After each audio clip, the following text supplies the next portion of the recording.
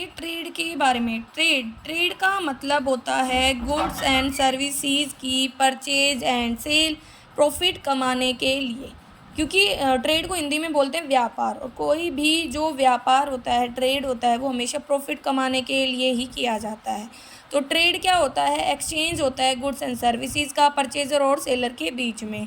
इसमें goods and services का exchange होता है, और जो भी अदर एक्टिविटीज़ ट्रेड से रिलेटेड होती हैं उन्हें हम कॉमर्शियल एक्टिविटीज़, वाणिज्यिक एक्टिविटीज़ बोल देते हैं।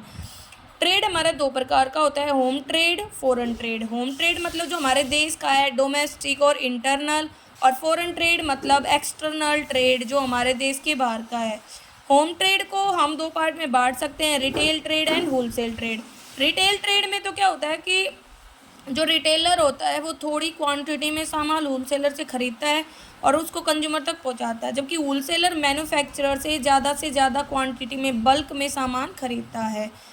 अब जो हमारा ट्रेड होता है उसको भी हम दो पार्ट में और बांट सकते हैं, होम ट्रेड को लोकल ट्रेड, इंटरस्टेट ट्रेड, लेकिन हम तीन बोल सकते हैं, लोकल ट्रेड, इंटरस्टेट और इंट्रास्टेट। लोकल ट्रेड तो हो गया किसी सेम टाउन, सिटी और विलेज में जो ट्रेड किया जाता है, और इंटर स्टेट होता है दो स्टेट के बीच में, एक स्टेट से दूसरे स्टेट के बीच में, और इंट्रा होता है सेम स्टेट के अंतर्गत जो भी बाइंग एंड सेलिंग होती है। फॉरेन ट्रेड मतलब एक्सटर्नल ट्रेड, जब है ना दो देशों के बीच में, मतलब अलग अलग कंट्रीज़ के बीच में जो बाइंग एंड सेलिंग होती है। ये तीन प्रकार का होता है, इम्पोर्ट, एक्सपोर्ट एंड इंट्रीपोर्ट। इम्पोर्ट होता है जब किसी दूसरे देश से एक कंट्री सामान परचेज करती है, जैसे इंडिया है वो अमेरिका से कोई सामान खरीदे तो उसे इम्पोर्ट बोलेंगे, आयात। और निर्यात होता है जब हमारा सामान, हम एक्सपोर्ट मतलब जब हमारा सामान हम दूसरे देश में भेजते हैं, सेल करते हैं। और एंट्री पोर्ट होता है आपने किसी दूसरे देश से ख़रीदा सामान और इसको फिर किसी तीसरे देश को भेज दिया, उसे बोलते हैं एंट्री पोर्ट। इसमें इंपोर्ट भी हुआ और एक्सपोर्ट भी हुआ।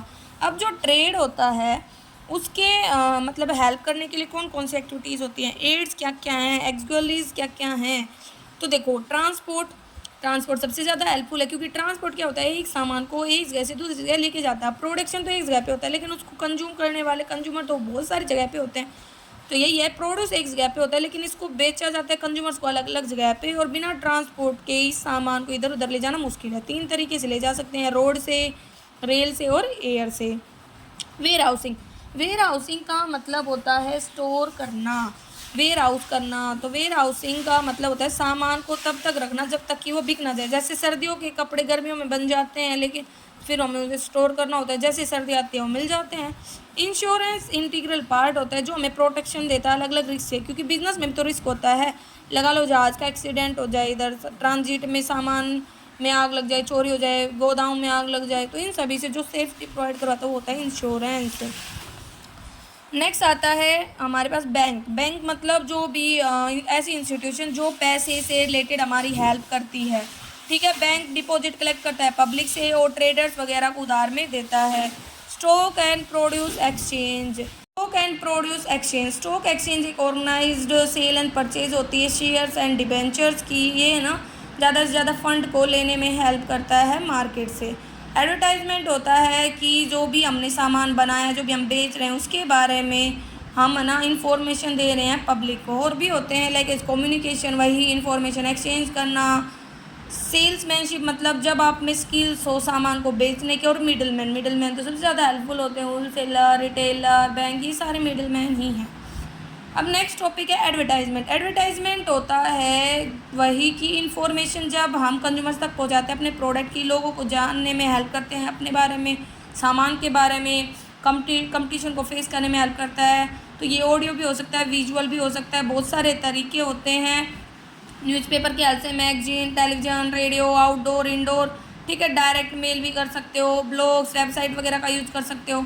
कॉमर्शियल एडवर्टाइजिंग है ना जनरेट करती है, इंक्रीज करती है कंजप्शन को प्रोडक्ट एंड सर्विसेज का, क्योंकि ब्रांडिंग का यूज़ किया जाता है। ब्रांडिंग मतलब एक स्पेशल नाम होता है जो आपके प्रोडक्ट को दूसरों से अलग करता है, और आज के टाइम में तो ब्रांड का सामान यूज़ करने का ट्रेंड है, ठीक है। तो एडवर्टाइजिंग एक इम्पोर्टेंट पार्ट हो जाता है, ये लोगों में इंटरेस्ट क्रिएट करता है सामान खरीदने के लिए। वाइड कवरेज है, सेल्स को बढ़ाता है, प्रॉफिट को बढ़ाता है, ब्रांड इमेज को बढ़ाता है, पब्लिक के साथ अच्छे रिलेशन मेंटेन करता है, कंपटीशन फेस करने में हेल्प करता है। अलग अलग फॉर्म में कर सकते हो, प्रिंट मीडिया लाइक न्यूज़पेपर वगैरह, डिजिटल मीडिया आज के टाइम में हम करते हैं ऑनलाइन। आउटडोर घर के बाहर, और मोबाइल वगैरह के फॉर्म में भी आज के टाइम में मोबाइल पे कितनी ज़्यादा एडवर्टाइजमेंट वगैरह की जाती है, एंड वीडियो वगैरह यूट्यूब पे आप कोई भी प्रोग्राम देख रहे हो उसी में एडवर्टाइजमेंट आ जाए। नेक्स्ट टॉपिक आता है बैलेंस शीट। बैलेंस शीट एक हमारी फाइनेंशियल स्टेटमेंट होती है, ये कोई अकाउंट नहीं होता, एक स्टेटमेंट होती है जो किसी भी बिजनेस की फाइनेंशियल पोजीशन के बारे में बताती है। हर किसी बिजनेस के लिए बैलेंस शीट बनाना ज़रूरी होता है, चाहे वो प्रॉफिट मेकिंग हो चाहे नॉन प्रॉफिट मेकिंग हो। हमारे फाइनेंशियल स्टेटमेंट चार होते हैं, P&L है, ट्रेडिंग एंड P&L अकाउंट है, और ऐसे ही बैलेंस शीट, कैश फ्लो, उसमें से बैलेंस शीट भी एक हमारा फाइनेंशियल स्टेटमेंट होता है। ये कम्बिनेशन कैसे होता है भाई, जैसे एक अकाउंटिंग इक्वेशन को हम प्रेजेंट करें तो total assets is equal to liability plus जो भी हमारी कैपिटल है वो, ठीक है। क्योंकि जो बैलेंस शीट होती है उसमें दो साइड होती है, एक असेट साइड होती है, एक लायबिलिटी साइड होती है। असेट जो भी हमारे बिजनेस की होती हैं, हम लायबिलिटी को दो तरीके से बना सकते हैं, एक लिक्विडिटी के ऑर्डर, एक परमानेंट। परमानेंट में पहले फिक्स्ड असेट्स को दिखाया जाता है, लिक्विडिटी में सबसे पहले करंट असेट्स को दिखाया जाता है, जिनको हम इजीली कैश में कन्वर्ट कर सकते हैं। ये एक स्पेसिफिक पॉइंट ऑफ टाइम के लिए बनाई जाती है, उसी दिन के लिए ये सही होती है, ठीक है। फिर बात आती है पर्सनल नेटवर्थ। ये डिफरेंस होता है total assets and total liabilities का। स्मॉल बिजनेस कैसे बनाते हैं बैलेंस शीट को, जिसमें वही करंट असेट्स करंट लायबिलिटी जो होती हैं, एक होती है कंटीजेंट लायबिलिटी, ये होती हैं जो अभी इनकम नहीं हुए लेकिन इन फ्यूचर हमें पे करनी पड़ सकती है, इसीलिए इनको हम बैलेंस शीट में ना दिखा करके फुट नोट में दिखाते हैं, ठीक है। और जो भी हमारे अकाउंट्स बनाए जाते हैं उसमें हम गैप का यूज़ करते हैं, जनरली एक्सेप्टेड अकाउंटिंग प्रिंसिपल। अब है components of balance sheet. Assets दो प्रकार की होती है, फिक्स्ड एंड करंट। फिक्स्ड होती हैं जो हम लंबे समय तक यूज़ करते हैं, बिजनेस में रखते हैं, उनको बेचना हमारा मोटिव नहीं होता है, जैसे कि प्लांट मशीनरी, इन्वेस्टमेंट है, इंटेंजिबल असेट्स है। करंट असेट्स वो होती है जिनको हम इजीली कैश में कन्वर्ट करते हैं एक साल के अंदर, लाइक एज प्रीपेड एक्सपेंसेस है, रिसीवेबल्स है, कैश है, बैंक में बैलेंस है। लायबिलिटीज़ भी करंट लॉन्ग टर्म। करंट तो होती है एक साल के अंदर जिन्हें पे करना होता है, लॉन्ग टर्म होती है जिनको हम मतलब 3-4 साल आगे आने वाले सालों में पे करेंगे, ठीक है। फिर इक्विटी एंड कैपिटल जो बिजनेसमैन लगाता है, शेयर्स एंड डिवेंचर से जो पैसा आता है, ठीक है।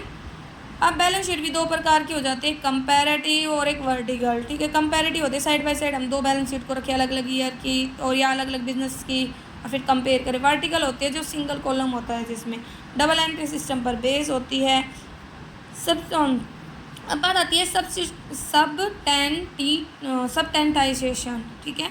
तो इसमें क्या होता है, सबस्टेंटाइजेशन में प्रमाण करना कि बैलेंस शीट सही है, उसमें कोई गलती नहीं है, बहुत सारे प्रोसेस होते हैं, रिकाउंसिलेशन स्टेटमेंट बनाना, ठीक है, ये सब होते हैं। इससे क्या होती है, एफिशिएंसी बढ़ती है, ट्रांसपेरेंसी आती है, रिस्क वगैरह कम होता है। तो ये हमारा बैलेंस शीट का फॉर्मेट है, ओके। फिर आता है GST and VAT calculation. GST मतलब गुड्स एंड सर्विस टैक्स। ये कम्बिनेशन होता है सभी इनडायरेक्ट टैक्सेस का। पहले बहुत सारे इनडायरेक्ट टैक्स होते हैं like VAT, excise, service tax, लेकिन सबको मर्ज करके एक टैक्स आ गया है जीएसटी। ये एक डेस्टिनेशन बेस्ड टैक्स होता है और ना जो भी जगह होती है उसके अकॉर्डिंग लगता है, ठीक है। अलग अलग अथॉरिटीज़ इसको लगाती है, जैसे कि अलग अलग फॉर्म है, CGST, SGST, IGST, UTGST। CGST central government, SGST state, IGST दोनों लगाती हैं और UTGST जो यूनियन टेरिटरी में लगता है। फिर इसकी फॉर्म है, इंट्रा स्टेट होता है जो सेम स्टेट के अंतर्गत होता है और इंटर स्टेट होता है जो अलग अलग स्टेट के अंतर्गत होता है, एक स्टेट से दूसरे स्टेट होता है। इसके फीचर की बात करें तो ये वैल्यू एडिशन पर लगता है, इनपुट टैक्स क्रेडिट का बेनिफिट देता है, ड्यूल GST सेंट्रल और स्टेट दोनों लगाती है, कास्केडिंग इफेक्ट को रिमूव करती है मतलब टैक्स ऑन टैक्स के इम्पैक्ट को। ये supply of goods and services पर लगता है और वैल्यू एडिशन पर लगाया जाता है। जीएसटी निकालने का फॉर्मूला है टैक्सेबल अमाउंट कितनी है और उस पर कितनी रेट है, क्योंकि इसकी 5 रेट है, 0, 5, 12, 18, 28, मैक्सिमम 40% है, ठीक है। अब बात आती है वैट। वैट भी वैल्यू एडिड मतलब फुल फॉर्म है वैल्यू एडिड टैक्स। यही कई जगह पे जीएसटी के नाम से जाना जाता है। एक प्रकार का कंजप्शन टैक्स है जो लगाया जाता है वैल्यू एडिशन पर, कि गुड्स एंड सर्विसेज की हर स्टेज पर कितना वैल्यू एडिशन हो रहा है उसको प्रोडक्शन से कंजप्शन की स्टेज तक। फॉर्मूला है इसका output tax minus input tax, ठीक है। जैसे कि भाई एक प्रोड्यूसर था या एक पर्सन था, उसने 1 लाख का प्रोड्यूसर ने 1 लाख का सामान खरीदा, 10% की रेट थी तो 10,000 रुपये लगा लो उस पर टैक्स लग गया। और फिर उसने जब अपना सामान बनाकर बेचा तो 4 लाख रुपए कमाए तो 10% की रेट से 40,000 हो गया, तो 40,000 माइनस 10,000 30,000 वहाँ पे हमारा वैट हो जाएगा, ठीक है। तो ये हमारा टॉपिक था।